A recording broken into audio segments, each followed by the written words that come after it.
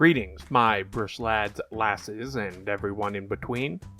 Today, we're taking a trip out to the graveyard to see what treasures we can unearth, if you catch my drift. We're looking at Sedris, the Traitor King, and using him to exploit and reuse the dead for our own gain. But before we do that, a reminder that if you like what we do here at Partners With, be sure to shoot us a sub and a like, and leave us a comment below on what your favorite reanimation target is. I want to see some beef. Sedris is a 5/5 legendary zombie warrior for 3 blue, black, red, and just reads, every creature card in your graveyard has Unearth 2 and a black. Unearth is a mechanic where you can pay a cost, in this example 2 and a black, to return the creature with Unearth from your graveyard to the battlefield. It gains haste until end of turn, and is exiled at the end of turn or if it would leave play for any reason, and can only be done at sorcery speed. It's a fast and aggressive way to cheat on mana costs and abuse ETB effects, which is half of our strategy. Our other half is to mill ourselves so that we can fill our graveyard with plenty of juicy targets for Sedris to reanimate. Even better, Unearth doesn't have us cast the creature, so unless our opponents can counter activated abilities, our creatures become uncounterable. Let's start by looking at our ETB triggers to abuse.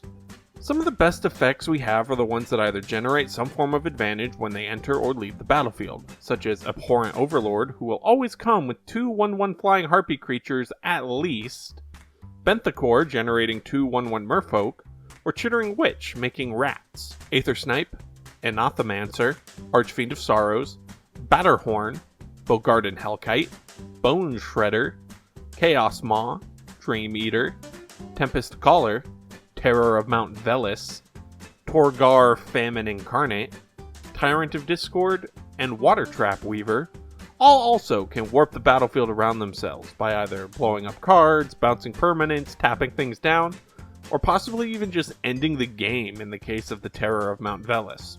If we find ourselves against other mill decks, we can also get rid of our opponent's graveyards with cards like Agent of Erebos and Author of Shadows. Archfiend Vessel is another fun target to unearth because when it comes from our graveyard in any way, we exile it, and instead we get a 5/5 flying demon that we get to just keep.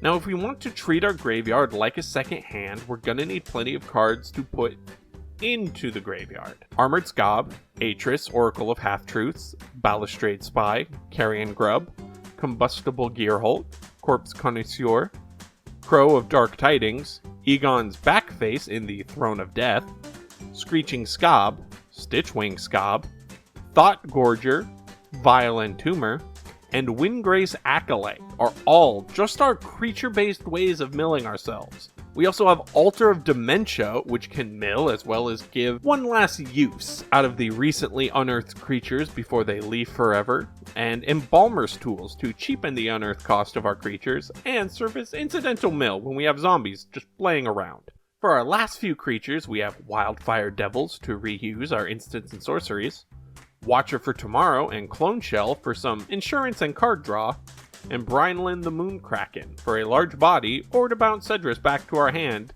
if the battlefield is no longer safe for it. Speaking of keeping Sedris safe, let's take a look at that for our next batch of cards. Sedris isn't exactly cheap to cast, so avoiding commander attacks on him is one of our top priorities. Swiftfoot Boots can grant him hexproof, while Displace, Essence Flux, Ghostly Flicker, Illusionist's Stratagem, Release to the Wind, and Teferi's Time Twist can either help Sedris avoid targeted spot removal, or flicker our non-unearthed creatures to use their ETBs again. Now we covered our creature and artifact-based means of milling ourselves earlier, but that's not all that we have. Instants and sorceries can help us as well, especially if they have flashbacks so we can use them again, like Forbidden Alchemy and Chill of Foreboding. Coerced Confession, Compelling Argument, and Court of Cunning can target ourselves to mill. Monastery Siege can also help load our graveyard if we choose cons by letting us loot each turn, or by overcosting spells our opponents cast to target our creatures if we choose dragons. Breaking and Entering is a fun one, because we can either mill ourselves or reanimate a creature, or if we have 8 mana, we can just do both. Beacon of Unrest is another source of reanimation for us that shuffles itself away with each use, so we can hopefully use it again. Terminate and Feed the Swarm are a few pieces of choice removal, and partner well with Mimic Vat in case we want to copy a powerful creature that's on its way to death's door. To ensure that we are able to cast spells and unearth creatures as much as we can each turn, we do run a good amount of mana rocks in Arcane Signet, our 3 2-colored signets in Dimir, Izzet, and Rakdos, and the Soul Ring. Ever-present Soul Ring. Our land base is pretty basic, trying to help us hit all of our colors as fast as we can while also trying to stem the bleeding from our opponents inevitably targeting us. We have the Enters Tapped Gain lands in Akum Refuge, Bloodfell Caves, Dismal Backwater, Jawar Isle Refuge, and Swiftwater Cliffs, with basic fetches in Grixis Panorama and Myriad Landscape to fix our mana or ramp us. Ash Barrens can cycle itself away for any basic land, Command Tower and Crumbling Necropolis tap for any of our colors, and Dakmor Salvage can dredge us for 2 to put more cards into our graveyard. Top things off with 10 basic islands, 7 basic mountains, and 10 basic swamps, and you are ready to go. Feel free to adjust the land base as you see fit.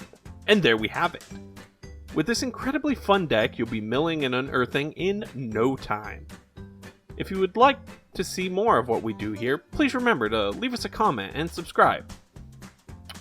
Like I said at the top of the show, what are your favorite targets to reanimate? I can't wait to see them all. Later, Planeswalkers.